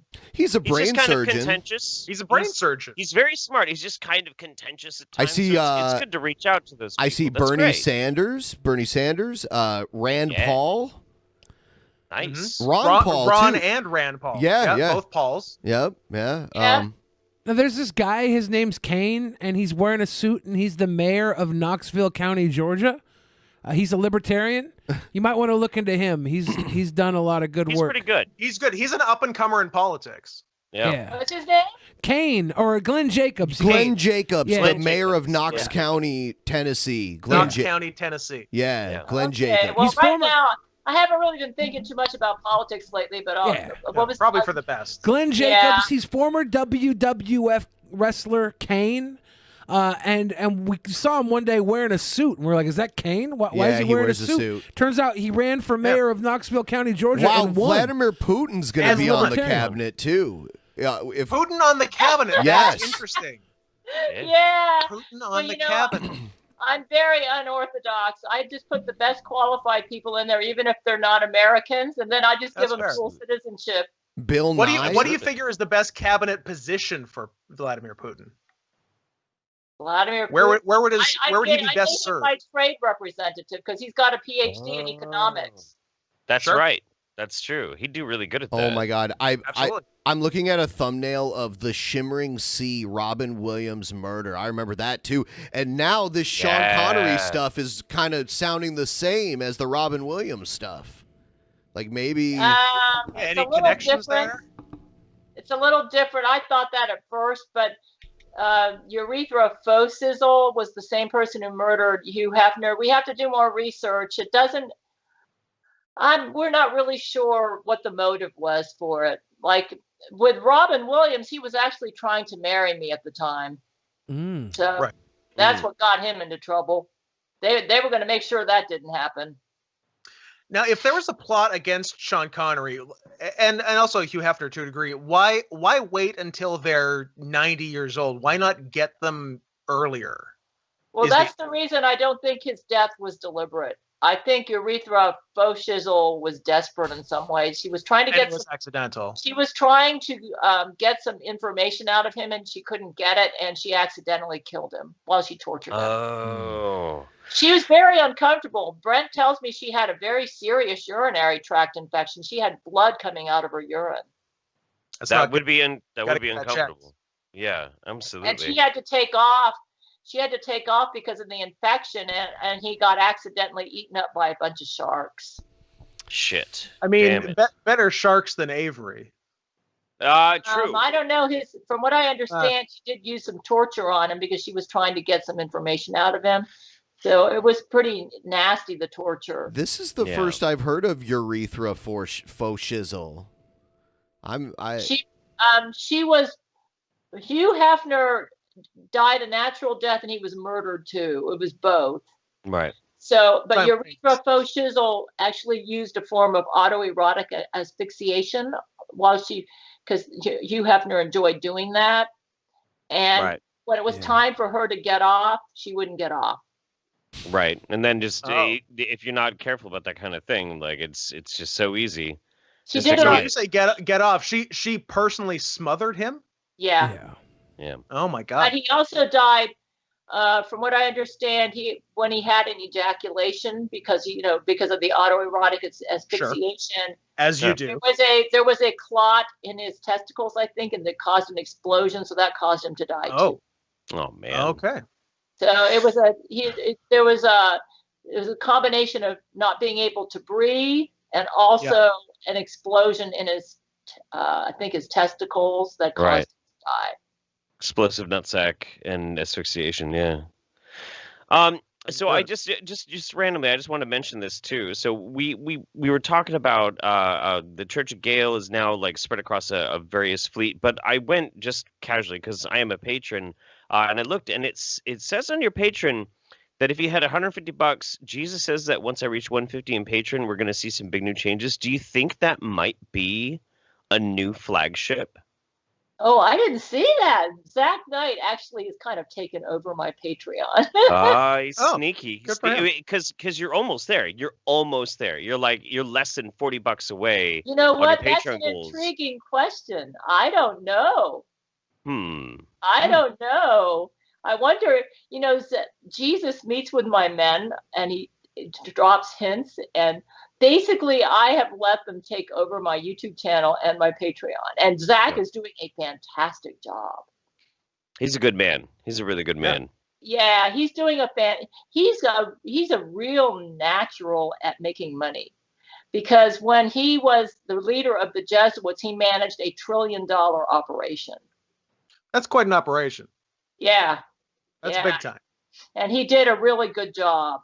So as a money manager, he's real good at being an executive. He's the Myers-Briggs. I forget which one he is, but he's one of them that is really good at being an executive. Awesome. Yeah. So I've got quite a team of men that I'm Myers-Briggs INFP. So I'm an INTJ myself. Oh, you know all about that, huh? Yeah, I'm an INFP, the same one that they say John Lennon was. Oh, cool. Yeah, they say he was an INFP. I also think my ancestor King David was an INFP. My So, very well ex-girlfriend could was be. a CUNT. No, that's different. yeah, He's well, a PIMP. I'm actually an idealist, which is what an INFP is. We're idealists, and we set very high standards for ourselves, and we can be really too hard on ourselves because we're like that. But we're dreamers and idealists. Imagine And all the that might be people. why INFPs are famous for empathy. Yeah, absolutely. That's what the world needs more of that today. Probably more than anything else, it needs empathy. A lot of empathy. Yeah, yeah. I think that's why I like Tulsi Gabbard. She kind of reminds me of me in some ways, but I love her empathy. Yeah, absolutely. And I like how that reflects in your cabinet. You know, you really did pull from every side possible. That shows. yeah. Best person for the job. Yeah, well, I'm so tired of all the division that we have in our country right now. And I wanted to create a cabinet that would heal the divide and allow everybody who has a legitimate viewpoint to have a say in my administration. We want to hear everything. I'm the kind of person that I like to listen to everybody and get all the input that I can get so I can make the most intelligent decisions. Yeah, you don't just want to be in your own echo chamber hearing the same things. You want everything from every angle. Right. And that's how the kind of president that I want to be. And Tulsi Gabbard is like that. That's why I like her. If more people were like you, Gail, this world would be a better place. I really think that 100%. I agree. People don't want to know. agree. They don't want to study. They don't want to learn. They don't want to look into things and be decisive. They want to be told what to do. Yeah, they don't want to think for themselves, and I think it's well, I have a very high emotional IQ though. They just did a scan on me and determined, I think I talked about it with Ben, that I have the highest emotional IQ on the planet by far. By far. I was amazed because I was with Brent and we were talking about emotional IQ, and I said, just curious, do a scan and find out who's got the highest emotional IQ on the planet. And Brent said, you're not going to believe the scale, but it's you. I believe it. I would believe it. I believe it too. Do you remember what your number was for your EQ? I don't think there is a number for EQ. I don't know. It's just sort of. It's more of a feeling. Maybe it's a more abstract scale. I don't know. I don't. Gotcha. I didn't ask. Okay. But Brent said that I was like the Empress of emotional IQ, and that way behind in second place was Zach Knight and Brent Spiner were tied for second. Oh, okay. That's a pretty solid top three, if you ask me. Yeah. Yeah, and we're actually the ones that are pretty much running the world right now. We could do better if Lori McBride wasn't causing problems, and if she would let me be the Empress and the President, and that everybody knew it. Yeah. If you'll notice, I have Trump in my cabinet, but I decided to make him press secretary because that's where I think he's best. That plays to his strengths. Yeah. I would love to see Trump have to be the press secretary. That would be incredible. That'd be incredible. Actually, he's kind of doing that right now. Yeah, sort of is bit. Actually. He's really Trump has a gift. When he gets in a room, he knows how to pursue. He's a good salesperson. True. His hand gesticulations too, like they're mesmerizing. I legit I've been thinking about this for a long time. I think that Trump actually, I don't know if it's a magic or if it's like some sort of like intuitive, empathic way of like tapping into people's subconsciousness. But the way in which he does this, I think he's doing a form of like hypnosis on people. Have you noticed that? He's playing the accordion. I think it's hypnotic to a degree. I think it may also be a code that only a few people know. Oh, I never thought about that. That's interesting. Yeah. It's possible. He's he actually was very protective of me when his wife Melania was out to get me. I remember that. And I appreciate that about him. Yeah. The whole pubes thing, right? He actually sacrificed his own legs as he tried to protect me.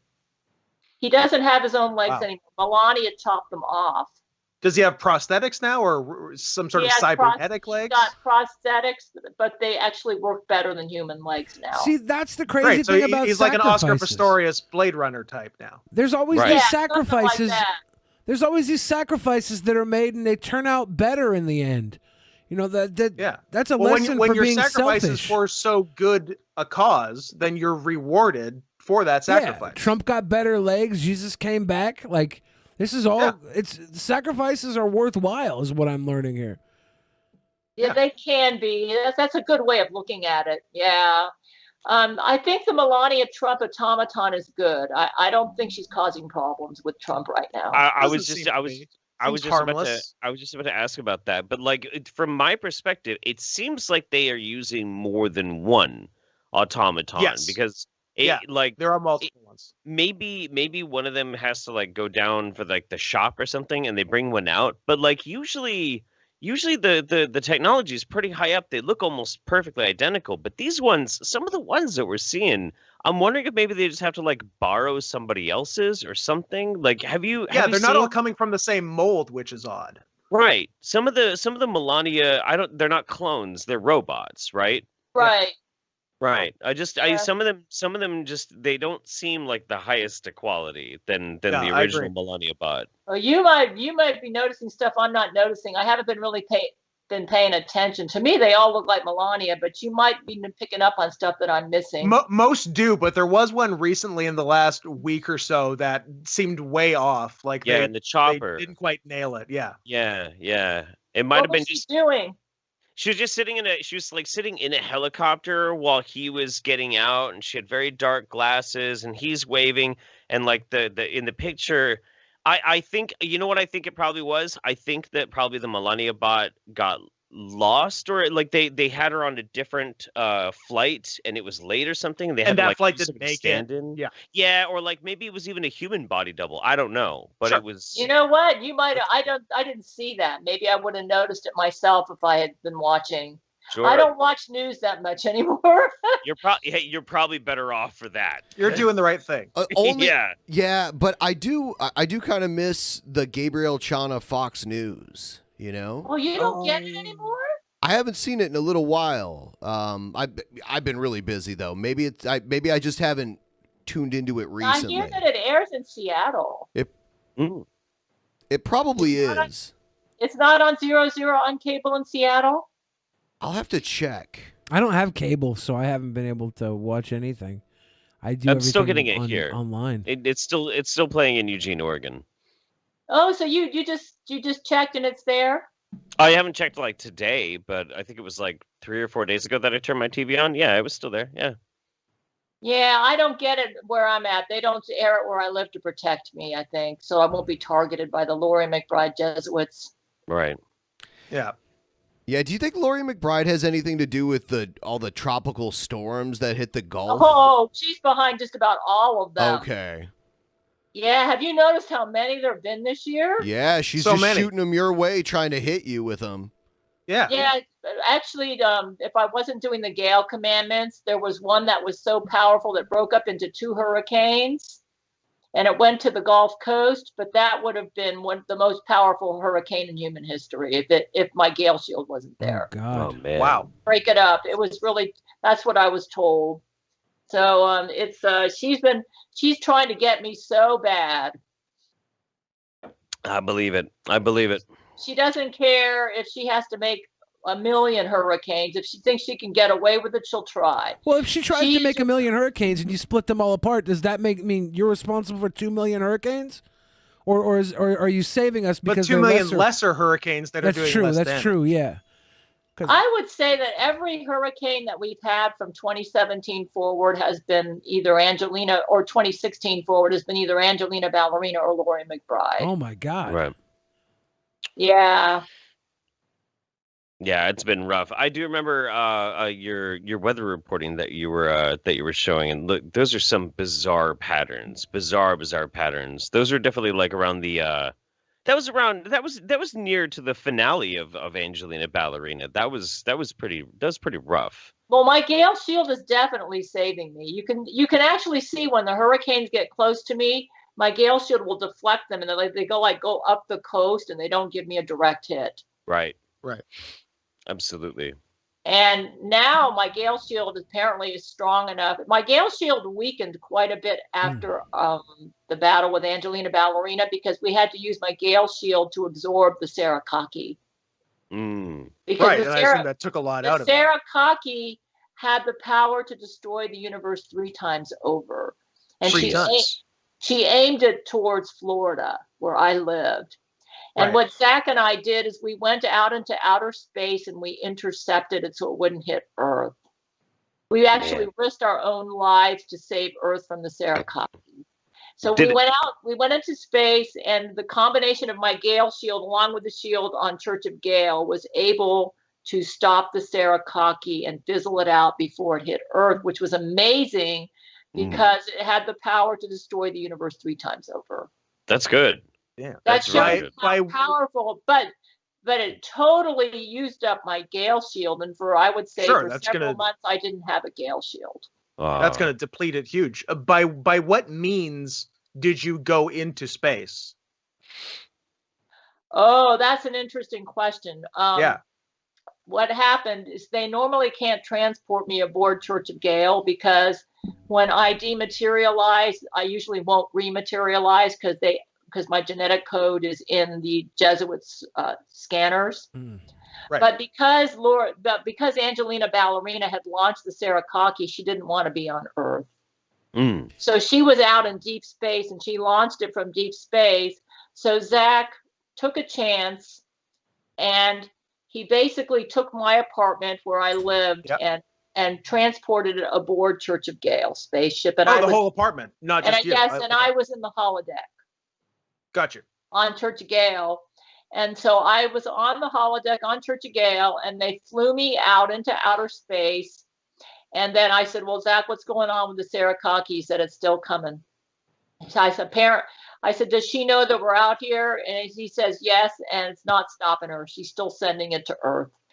And he said, I tell you what we're going to do, Gail. We need to save Earth. He said, we're going to go intercept. We're going to go block it and see if we can stop it from hitting Earth. So that's what we did. And he said, get ready. He said, this is going to be some hit when, and I said, oh, Zach, I said, and so I said, but we got to do it. We can't let her destroy Earth like this. And so the combination of my Gale shield and Zach and the Church of Gail shield did stop the Sarakaki, but then we lost all our shields. And then Angelina Ballerina showed up with her space fleet. What's the most cum? What's the most cum that we could safely take in case of an attack? Like most cum, maximum cum. Yeah, if it wasn't stopped, is there amount of cum that is safe for us to take? Is there what's the threshold? Yeah, what do you mean by cum? Well, isn't that what the Sarakaki is? Is that not after / if he No, that's Nukaki. So you say Bukaki instead of cum. Oh. Actually, the Sarakaki, you wouldn't have stood a chance in hell against that thing if we didn't block it. Okay. It would have made everybody go crazy. With Angelina's brain control, and God knows what else it would have done. It probably would have killed a bunch of people too, and it might have transformed the whole planet into who knows what. It would have been like major Armageddon, and just. Oh God. It would have been. I don't think you'd even recognize planet Earth if Zach and I didn't block it. That would be what I call a major news item, which gave you. Oh, she's dropping those bombs. Drink more water. So Gail was a former native of Mukilteo and just the Seattle area. She used to live around here. Mukilteo's got a beautiful beach. Mukilteo, Seattle's a very pretty place. Yeah. I lived there for about 6 years. I was born and raised in Seattle, so this is my neighborhood. Yeah, I actually loved Seattle when I was there. But when I was there, the Jesuits were making me sick a lot in Seattle. I got headaches all the time. And is that why you left? No, I left because I couldn't afford to stay there. That's another That is a problem. problem with the Seattle That is area. what- Yeah, reasonable answer. I couldn't get a job, and I had just been divorced, and I didn't work during my marriage, and so Yeah. I had to go live with my mother in Florida. Did you find yourself in Seattle having to buy a lot of expensive steak dinners? That's I've always been an at-home cook. I always Okay. cook from scratch. I always cook at home. In Seattle, I always shopped at, I think it was Costco's and Fred Meyer. Yeah. Mhm. I used to go to Fred Meyer a lot and buy my groceries there, but I also shopped at the commissary that was in Snohomish area. They have a commissary up around. Yeah. I love the Snohomish area. That whole place, it's so beautiful up there. There's a commissary, a military commissary up in that area that I used to drive to go to get the groceries because I was a military wife. So, and and I used to, I had a doctor that I really liked out there, Dr. Philip Ranheim. He was in, I forget, Lake Stevens. okay. Yeah, he was in the Lake Stevens. I think he's still there. So, because I thought I had a bunch of allergies, his specialties. You've got some really good naturopathic style physicians out there. Yes, there's so many in the Pacific Northwest. It's pretty Yeah, wild. I kind of missed that when I went to Florida, but then Jesus has gotten me out of that. But I used to be really big into natural medicine. Those Sure. are the I used to people. shop- Those are the people that write the medical marijuana licenses for people. Usually, I shopped naturopathic. PCC. Are you familiar with PCC? Oh yeah. PCC. Yeah, I've bought a bunch of stuff at PCC. They just opened one in Bellevue. Yeah. Yeah. I used to shop there all the time. That was like one of my favorite places to buy food. You know, now we have these Amazon stores where you can just go in and take what you want off the shelves and leave without checking out, and it just charges your Amazon account. They have all these sensors in their ceiling. Yeah. Seattle has really changed Pretty since cool. I've been there. I was there last in 2001. Oh yeah. Bellevue probably Yeah. wouldn't even look the same at all. Oh, Bellevue would be very different. They put up so many tall buildings down there, and Amazon's moving from Seattle to Bellevue. So Wow. Yeah. Wild. and Microsoft is already there. So yeah. I loved Seattle when I was there. It was one of my favorite duty stations. It was a duty station for me because I was a military wife, and whenever I loved it when I found out we got stationed there. It's such a very beautiful place. Oh yeah. In fact, Absolutely. a lot of my scenes in Silver Skies are based on my time in Seattle. I have characters that are from Seattle. My Brianna Wilhelm character is from Seattle. Yeah. I made her dad, Franz Wilhelm, live in, the town just south of Linwood. I can't remember the name of it right now. Shoreline, Montlake Terrace? Shoreline? No. Marysville? I think it was Mount Lake Terrace. Mount or Lake something. Terrace, No, yeah. It would be Mount Lake no, Terrace. I can't remember. Edmonds, Montlake Terrace. Edmonds. Okay. Edmonds is a very nice Edmonds, town. Yeah. Edmonds is cool. That's I what my actually have my character living in Edmonds, I think. Yeah. And then and I have a lot of scenes where there's some love scenes in a Seattle watershed. in a Seattle watershed. Yeah. Yeah, you know, when you go like on nature trails in Seattle, they call them watersheds. Oh yeah. Yeah, Bill, it's not just a shed by the water. She knows that's the whole. The watershed is like Seattle's got some really scenic walking trails. Yeah. And you get some really good workouts on those trails too. It's like they have one near Linwood that goes all the way out to the beach. When and I was boy, younger, talk about when I was younger, my Yeah. uncle wrote a sex scene for me in a Seattle woodshed. That was different. That was very different. Didn't than like what it. Gail's talking about. That's, Didn't like it at that's all. different. We had a yeah, That's- well, we had I a had some pier love collapse. scenes You know those piers on the Seattle waterfront? We had one that collapsed a few months ago. It just oh wow. yeah.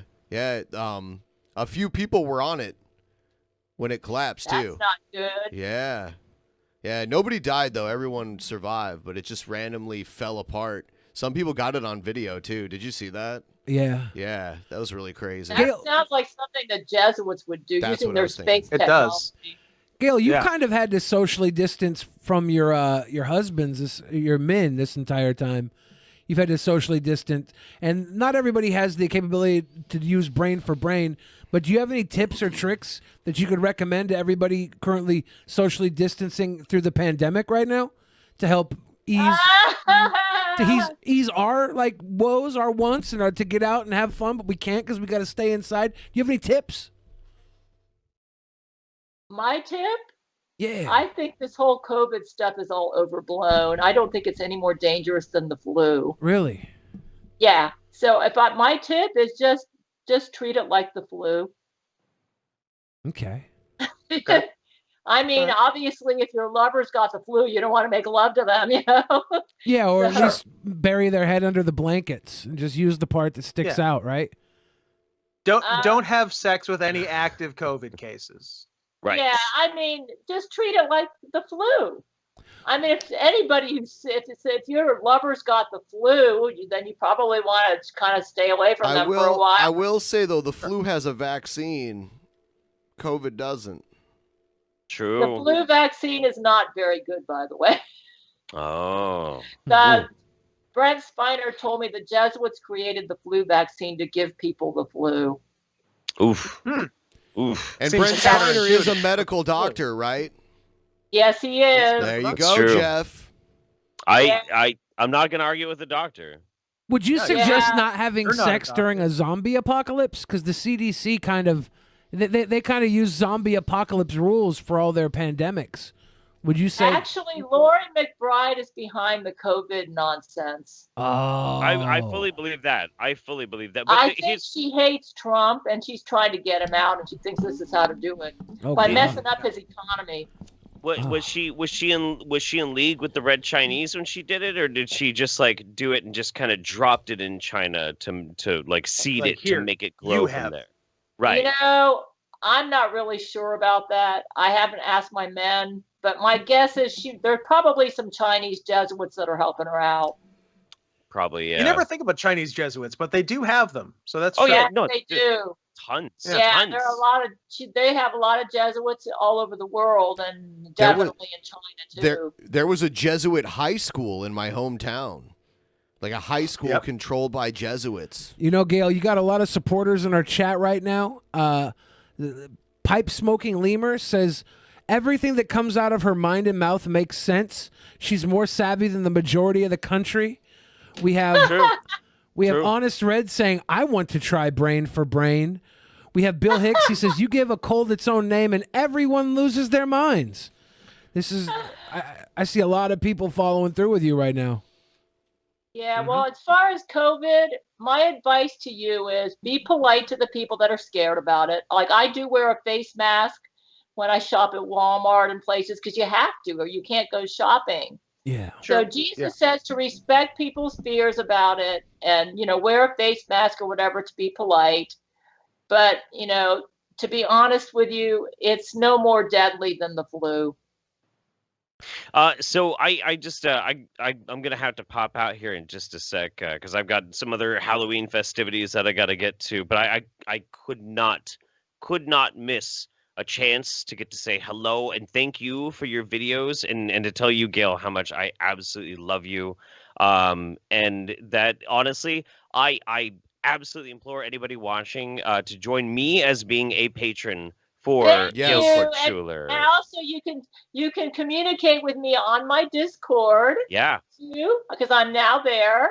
Absolutely. Now I got a quick question on that. Do you call it Discord Schuler? Because if not, you should. Discord Schuler. Ah. Actually, I think it's called Jesuits. Yes. Okay, Yeah. that works too. Yeah, absolutely. Zach Knight is the one who set it up, and he's I think he calls it Jesuits. So. Okay. But I'm there with them.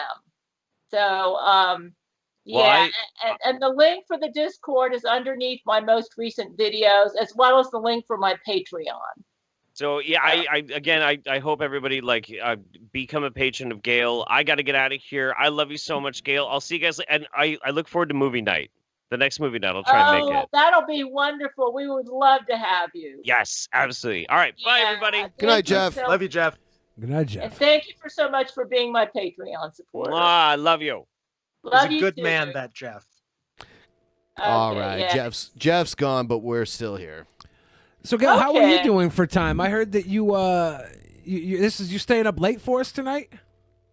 Yes, it's worth it though. Thank you so much. You guys Appreciate are you bring up some very intelligent questions. Thank you. I enjoy the rapport we're getting here, and we're dealing with a lot of really important issues. You know, there's stuff that people think about. Yeah, we've been watching you for quite a while, and we always have questions of our own, and to have this opportunity to talk to you and get answers directly one-on-one, it's amazing.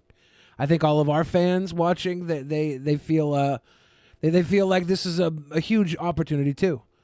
So thank you. Yeah, Thank you for well, that. you know, I actually probably, and I say this with humility because it's in some ways I don't like it, but I'm probably the most important person on the planet right now in terms of how I influence the world and that sort of thing. Well, sure, and that's not being arrogant. That's just candor on your part. That's fine. That's true. Yeah, it's because look, I basically am the U.S. president and empress, and then I've got all these guys like Vladimir Putin that are on my marriage list, and obviously they're all very influential, and they make a big difference in world events. And then I'm also the target of probably one of the most powerful people on earth right now, which is Lori McBride. Right. I mean, she's got the power to engineer this COVID stuff. Oh, I mean, Yeah, look that's how pretty it's powerful. look how it's affecting the whole world. She's able to actually bring on an economic depression, Yeah. and Very. that's not good that she's doing this. I mean, because it's like I said, it's no worse than the flu, and Yeah, she's that's why we caused, gotta keep and fighting. because of what she's done, she's causing some people to lose their jobs. Yep. Very powerful, very influential, very evil, also a murderer / rapist. Lori Yeah, McBride. it's really sad. She's a real tragic human being. I mean, she just can't be happy with keeping her mental illness to herself. She's got to spread it to the whole universe and make everybody as miserable as she is. Do we know her backstory, like her origins and how she got this way? Did she start off good at any point? She was created in a Jesuit cloning lab because I've been targeted since the day I was born because of my King David genetic profile. Okay. The Jesuit order actually tried to kill me when I was born in 1957 by giving me an allergy to my formula. And I almost died. I threw up so much my first month of life that I almost died. If my mother didn't switch pediatricians, I would have died. Wow. And I've been targeted my whole life because of my genetic profile. But the Jesuits, I think, they actually orchestrated the Cold War because of my genes, because they noticed I had the Catherine the Great genes. Right. And they didn't want Russia to find out about me. And of course, they ended up finding out about me anyway. But they didn't want Russia to find out about me, and it succeeded. The Cold War was actually orchestrated because of me. That's how important I am. And but then when they felt like they succeeded in relegating me to nobody land, they quit worrying about me until Brent Spiner came into my life. Right. And that's when I started writing him through his fan mail. And to my utter amazement, he was reading my mail. And he fell in love with me through reading my mail. And then as a result of that, they created Brandon Braga is a Jesuit, or I think he still is a Jesuit. But he was a Jesuit who was planted inside of Paramount. And he alerted the Jesuits saying, it looks like there is a love of relationship brewing between Brent Spiner and Gail, and we need to do something about it. And he actually created Lori McBride in a cloning lab, and her job was to sabotage that relationship. Gotta drink some water. Yeah. Get that water in, yes. Combat the yeast bombs. Oh, she's anti-yeast. Dropping those bombs. Get it out. Oh, she's terrible, man. She doesn't like this. Anyways, yeah. That's the yeast. I see Zach in the chat. Zach Knight's in our YouTube chat right now. Zach Knight in the chat. Hey, Zach. Yeah, she was. That's my Gail, he says. She was created in a cloning lab just to break up the relationship between me and Brent Spiner. That's just And hatred. Because she was, what happened was when she started drug raping Brent Spiner, she came into the studio and drug raped him by spiking his beer, like Bill Cosby almost. And she Cosby-esque, yes. And then once she got him under her brain control using her drug rape, she was able to rape him for about 3 weeks straight. And he thought he was making love with no breaks, like 3 consecutive weeks nonstop. It was pretty intense. He ended up getting stitches, and it took a month to heal. Damn. She violated his rectum and everything. It was violent. Severe. She's very violent when she makes love, and Laurie McBride feels like an appliance. She mechanical. She realizes she's a clone, and what happened was LeVar Burton actually executed her to save Brent, and they thought it was over. They thought they got rid of her. But then a couple of months later, she just showed up again, and Brent thought, "Where did she come from? We thought we killed her." Right. And she, because they actually put her body in. I mean, you watch the movie, right? That movie is true story. Yeah. Brent Spiner's rape. Yeah. Oh yeah. So she showed up a couple months later and started following Brent home and harassing him. And they didn't know about clones back then, so Brent just thought, "Wow, she's like God, omnipotent. She just showed up again, you know." And she would follow him around and harass him. And she was able to break into his home. They had transporter technology back then. Brent didn't know it. She probably didn't even need a key. So she could get into his house, and he couldn't get rid of her. So he just decided that he would keep her to protect me. And Laurie has always known. See, she threatened that if he wouldn't play her game, that she would kill me. Oh God. Right. Her weapon to stay in his life was to threaten to harm me because she knew that he was in love with me. And so that it worked because he thought, if I don't do what this bitch wants, she's going to kill Gail. She would threaten. So he's trapped. He was trapped. You make Laurie McBride's appliance-like sexual prowess seem very unappetizing. Jesus was able to put your vagina in your men's butts, right? How much of a process would that be if every time she went to rape somebody, would Jesus be able to put Laurie McBride's mechanical vagina into their butts so that she wouldn't enjoy the raping? So she would be raping herself? Yeah. Like, is that possible, or am I overthinking things? It's an interesting theory. I don't know if Jesus would want to do that, though. Okay, yeah. I just don't think he'd want to do that. Okay. Yeah, it might cause complications because you got to remember she meets with Satan at least once a week. Oh, yeah, I overthink things a lot, Gail. I have that problem. Well, it's not only that. You got to understand when you start dealing with this advanced technology, you got to be careful, especially if you start using Jesuit DNA. Another problem is I don't think Jesus would want to put Jesuit DNA inside of my men. Oh, yeah. Never mind. Clone DNA tends to be evil. And a lot of times we can't control it. Because and like when Brent had to get an arm replaced because he had a heart attack and they put a clone leg or something on him, it was like the leg had a mind of its own.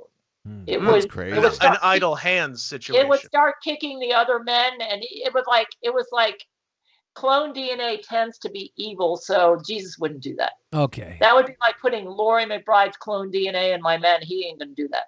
No, that sounds horrible. When you put it that way, I feel stupid for even asking. No. You probably shouldn't have asked. Stupid. You just don't. You don't have the encyclopedia of knowledge and experience that I've had dealing with the Jesuits. You don't know all the ins and outs. I love your empathy, Gail, because you even when you were talking, like here, you're making me feel better about my stupid mistake. And earlier, when you were talking about Laurie McBride, you were giving her like almost a level of like like you felt for her being this evil. Like you were like, what could she possibly have done to get to this place? You still humanized her. As much of a monster as she's been, you treated her with respect, saying that you would just get her therapy if you could put an ending to her. It's very nice of you. It's amazing how advanced you are with your empathy. I wanted to play this in retrospect since we have Gail on the show right now. I put her in her little window, in the window that Jeff was in, so I could play this really quick. Oh yeah. Yeah. This is the trailer. I love this. I play this for people all the time when they come on the show because this is so great. It's fantastic. Yeah. Oh, cool. Thanks. Cheers to a fistful of datas. What a long day wore out. Oh, yep, spiking the drink. The Bill Cosby. In a world where drug rape and Jesuit conspiracy run rampant. I'm glad you're A showing man this. on a mission for the woman he loves My angel. is raped. It's a brutal rape scene. Oh, It's unapologetic. what were you saying there, Gail? Everything in this movie is true. Yeah, it's crazy. And the thing about it is, even though you're playing every character, I still know who you're playing in every scene. You can tell who each one is very easily, for sure. Yeah. Well, one of the reasons I'm such a good actress is because of my high emotional IQ. I can get totally into each person and know exactly what they are down to their core. And that's the key to being a good actor. Yeah. Cord Schuler. With producer Gail Cord Schuler. But she managed to ride up and down all 18 inches of my erect penis. So you're Brent there. Film. Yeah, Brent is a very well hung man. He's packing. Yeah. That's like It's inconvenient. the most impressive expose of Brent Spiner's rape ever made. So did Laurie McBride wear a giant dildo like that? Yes, she did. Okay. I assume so. Yeah. All right. How Yeah, else would she she have raped. raped him That's so brutally? why Brent ended up with stitches. She used the dildo on his rectum. Yeah. Now, did you feel Whoever kind damn of near like? killed him, I heard. Did you? Yeah, she almost did kill him. Yeah. Did you feel In fact, like? he- Oh, sorry. Go ahead. No, that's okay. Go ahead. Did you feel like when you were playing Laurie McBride, like obviously you had your hot body to use as Laurie McBride? Did you feel like that was a detriment to the film itself? Or did you try and put prosthetics on to make yourself look any worse than you normally do? Or would you just let it all hang and let it all out there? I know. I didn't think my body was that hot. You didn't think so? Don't sell yourself short. Yeah, you look good, Gail. I'm actually a humble person, I think. Well, Hold on, though. Weren't you Playmate of the Century? Yeah. Yeah, Come on. yeah, I don't. You know, I know that I am, but I never get that stuff. Okay. It's like I still think I know Melania was jealous of me, and yeah. I just don't get it. I think she's hotter than me. You know. You're a lovely looking lady, Gail, and a lovely mind to The accompany. it. triple L. Yeah, you're a triple threat. You got it all. You know, I think the problem with Laura Reeves, she doesn't have an ounce of inner beauty, and she actually has I think she actually has a big inferiority complex about that. This is the scene that gets everybody this is so right hard here. for me to look at, especially knowing this was all real, like this reenactment Yeah, how here. can you- It ow. crushes Yeah, me. it really did happen. Oh, God. Oh, I love this part. I love this is my I love this. No, no! Don't drink the Jesus juice, Macaulay Culkin! You're going to get raped! You're going to get raped! Coming fall of 2012. Blood and feces splatter everywhere. Beautiful. Damn, 8 years ago. Yeah? Yeah. Sponsored by Time Walmart. flies. Yeah. Yeah. Yeah. No, that was after Walmart. So that was right after Walmart, but I see. I like how Jesus Christ did the casting too. So just you. yeah. Yeah. Actually, I think Brent made this trailer for me. He edited it. It says here, Brent was the editor. Yeah. He made the trailer for me. And Very my good. men have got some good Hollywood people that help him out with stuff like this, you know? Yeah. Sure. Yeah. Looks like I'm taking up your whole show, huh? we're happy to have you here in any capacity. So thank you for that. You could, if you want, this will be the Gail show. We'll just retitle it. You. We'll retitle it. Thank you. That's great.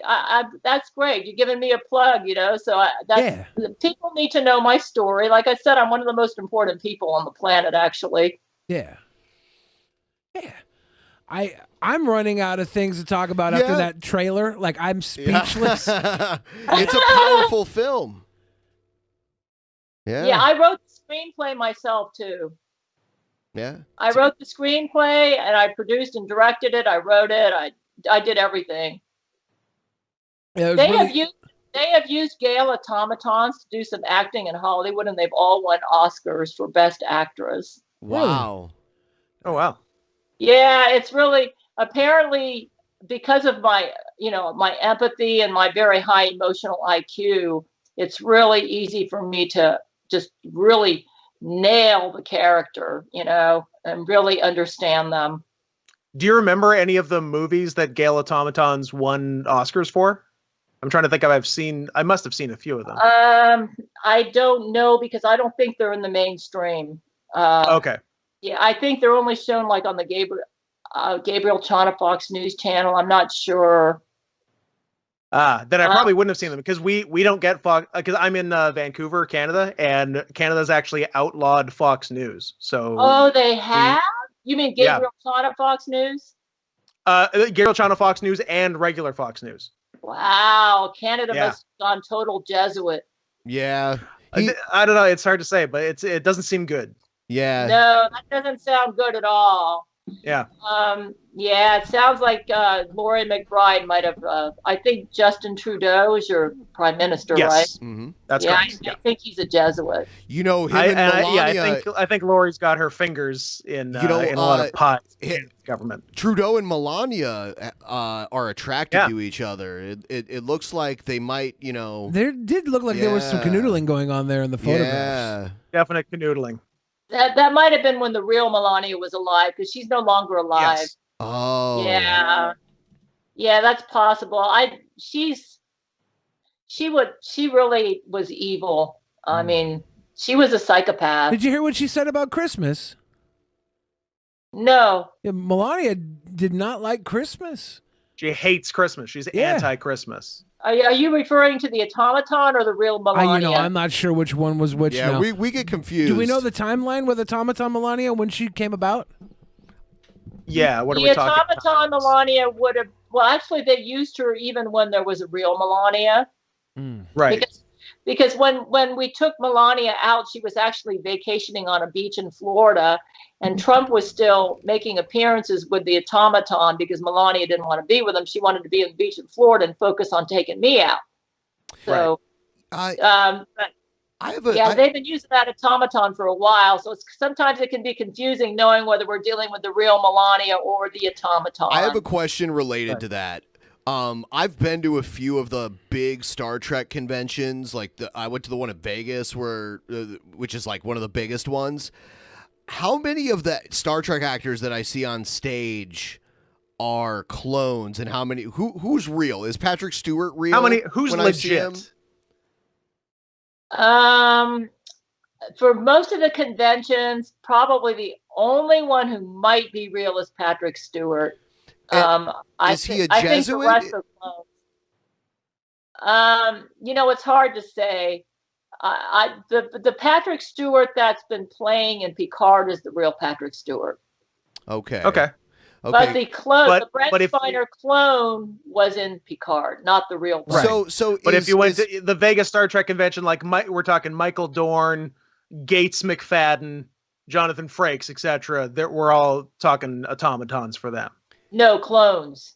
Clones. Okay, and Patrick Stewart is he fooled by all of them, or is he in on it? He knows they're all clones or not? Good question. Patrick Stewart in his old age is starting to lose some of his mental faculties. He's like Joe Biden a little bit. A real Joey B. Yeah, so it's possible he may not be aware that they're clones. Hugh Hefner, Sean Connery, are you protecting Patrick Stewart right now? Because he's up there in age too. Yeah, would you say, could he be next? I don't. He's not on my marriage list. Yeah. He's not on my marriage list, so they probably aren't worried about him. And also, he's losing some of his faculties. Okay. Right. But Was Sean Connery on your marriage list? Yes, he was. Okay. Yeah, so that's why my men have been so devastated, because they thought that could have been me. Of course. Wow, Yeah. he was probably the oldest man on the marriage list, right? Because he was in his 80s. He was 90 when he died. Oh, he was 90. Yeah. Okay. Yeah. Yeah, he was probably one of the older ones. So Zach's really upset about him dying, and along with all my men. But Zach did say at least he got to live a full life, you know. And Jesus has actually commented on Sean Connery and said that he's happy and he's in heaven right now. Good. So yeah, and Jesus isn't that worried about. He said we're going to figure out what happened to him and that everything's going to be okay. But Jesus has a completely different perspective on things, you know, because he's up there in heaven and he sees them all when they get there. Yeah. Like Lori McBride murdered a lady who worked at my apartment complex, and I felt so bad about that because she was trying to protect me. And Lori McBride murdered her, and then Jesus said, well, I was playing ping pong with her in heaven the other day. She's fine. Oh, that's good. Well, good. I'm glad it works out, but it's still bad at the time. It's hard to ignore at the time. Well, you know, Jesus I guess he just doesn't want us to get depressed about death if the person's in heaven. Yeah. Right. Because they're in a better place now. Yeah. Apparently Is there anybody in hell that we should feel bad about, or do they all deserve to be there? Well, Zach Knight was in hell for a while. He made it out. And then he got resurrected as the Antichrist, and then he got saved. Okay. So there's hope for anyone, really. That's right. Even Satan could be saved if he would get right. I don't think Satan's going to get right. Sure. It's a long shot, but it's not impossible. Anyone can be. That's right. It's because God gives us all free will. In fact, a lot of evangelicals would disagree with me on this, and I used to feel just like they did until I started dealing with Jesus one-on-one. But he said that there's some people in hell that aren't going to stay there. Okay. And sometimes he makes visits to hell, and he transports some people out of hell and sends them back up to heaven. Okay, so even if a mistake is made at the beginning and someone sort of wrongly goes to hell, Jesus can fix that. Yeah, I mean, there's hope for anyone if their heart gets right. Okay. Right. Even in hell, I mean, I got to admit that if a person was evil enough to get to hell, it's a lot harder to get to heaven from hell than it would be from earth. But it's not impossible. Not impossible. No, they can go to heaven from hell if after burning for a while they do some serious thinking and decide they don't want to stay there, and they decide they're going to admit that that they've sinned and they don't want to be evil. Right. Oh, she's dropping those bombs, man. Drink more water. Damn. Yeah, and we know it's getting late there, and she's been bombing you for a while, and we hate to hear you coughing so much. We're probably going to let you go in a minute here, but before you do, we wanted to give you one last chance, just in case anyone wasn't listening the last time you said it. Where can they find you on Patreon, and what can they expect from your Patreon going forward? Excuse me.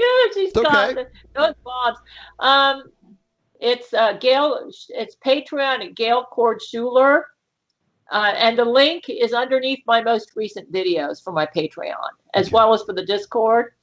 And we got a movie night, and it's like every Friday. That's the way they've been doing. Zach might move it to other nights, but we got a movie night, and we watch a movie once a week. And when the movie's on, you can comment off to the side about the movie as it's happening. We've been getting into some pretty deep discussions, and I always show up for the movie night. And then there's also the Discord, which all the Discord Schuler.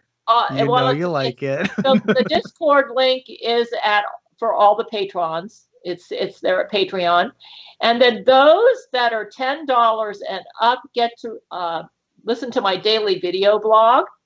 And in the daily video blog, I talk about a lot of the stuff that you all brought up. Okay. I talk about my life, my philosophy, my insights into people, like Lauren, what makes people tick and all that. Oh, she's dropping those bombs, man. Oh. And I'm fighting this cough. Keep fighting. Those germs You are got really this. irritating. Yeah. Those that she puts in those bombs. $25. I usually spend about maybe 20 to 30 minutes a day commenting about my life and using my Mensa emotional IQ to give you insights on what I feel is going on with Laurie McBride and the Jesuits and my man. And I get into some pretty fascinating discussions there. And then for $25 and up, these are people who want to rent an apartment at Church of Gail. Nice. And they rent an apartment at Church of Gail, and they get all sorts of extra perks, like they get all the perks of the lower tiers. Plus, they rent an apartment at Church of Gail, and it's all there. And Zach Knight might be updating that, but